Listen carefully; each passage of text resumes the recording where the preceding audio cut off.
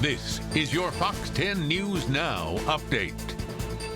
Hi, everyone. Eric Reynolds with your Fox 10 News Now update. A high-speed chase through downtown Mobile right in the middle of the lunch rush caught on surveillance. The video shows a stolen SUV racing down Dolphin Street, followed by a bunch of police cars. Pat's downtown catching it all on their surveillance camera shortly after noon yesterday. Now, there were a lot of folks downtown as well amidst the pursuit through the entertainment district. We saw, I think it was either a gray or a dark green Ford Explorer just booking it down Dolphin Street, and then here comes about 10 or 15 mobile police cars, undercover cop cars. Speeding, zooming,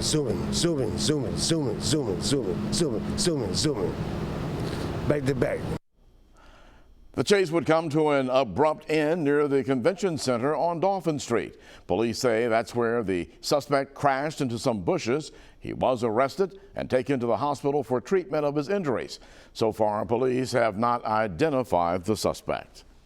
Meantime, we are learning more about another high-speed chase, this one happening yesterday morning in the Theodore area. Police say that they pulled over a car for multiple violations, but it sped off when the officer got out. They say the car eventually stopped at the Amazon building and the driver bailed out, but police were able to catch him. Police arresting the suspect, Devin Parton, along with two others in the car. Police say that Partain was involved in a burglary over the past 72 hours. He's facing a number of charges. Those include second-degree burglary and breaking and entering a vehicle. As protests continue across the nation, one happening on a much smaller scale, but the message is the same. A stand against police brutality and a plea for unity in Jackson. The quiet and peaceful march that took about 9 minutes from Jackson Middle School to City Hall. There were dozens of people with masks on and signs up. Leading the way was the Jackson Police Department. When everyone got to City Hall, Chief Jerry Taylor took to the podium to condemn what happened to George Floyd and to ask for unity. Other pastors, the local NAACP, and city leaders, along with the Democratic candidate for Congress, Kiani Gardner, spoke. I understand that as an officer, as a member of the law enforcement profession, that change is needed. But we need to come together and have a dialogue about the changes that need to be made. History shows that in order for change to happen, it always starts with the march. March organizer Reverend Thaddeus Douglas also spoke, asking for the city to consider taking down some of the Confederate monuments around the town. President Trump, meantime, says he's finalizing an executive order to encourage police departments nationwide to meet the most current professional standards for the use of force, including tactics for de-escalation. Now, it's one piece of a four-part plan that he introduced at a roundtable in Dallas with faith leaders, law enforcement, and business owners. That includes aggressively pursuing economic development in minority communities, confronting health care disparities by investing in medical institutions that serve minorities, and calling on Congress to enact school choice. There's been vigorous discussion about how to ensure fairness, equality, and justice for all of our people.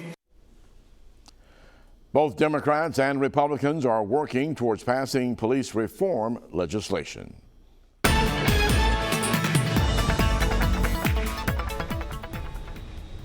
Well, hey there, folks. I'm meteorologist Matt Barentine. It is going to be another absolutely gorgeous day as we head into an absolutely gorgeous weekend. So let's go ahead and check out your Friday forecast. Temperatures heating up.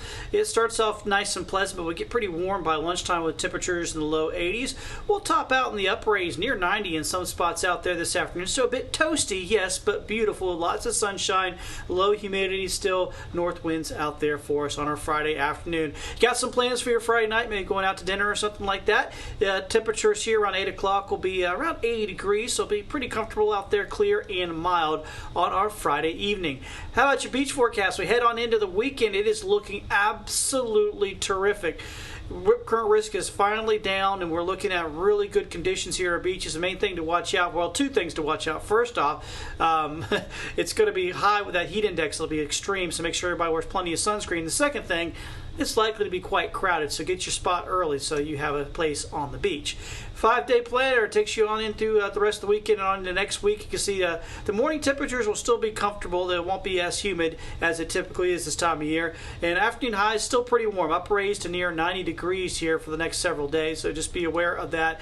It will be warm and toasty in the afternoons. When's our next chance of rain? It's probably pretty far down the line.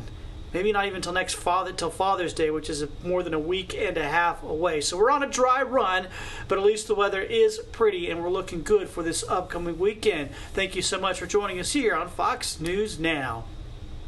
Thanks, Matt. And the 2020 hurricane season, of course, sure to be unlike any other because of the added threat of COVID-19. Many questions have to be answered, including how public storm shelters will change policies to adapt to the pandemic. It's one of the issues that we'll tackle in our 1-hour special, Storm Ready 2020, preparing during a pandemic.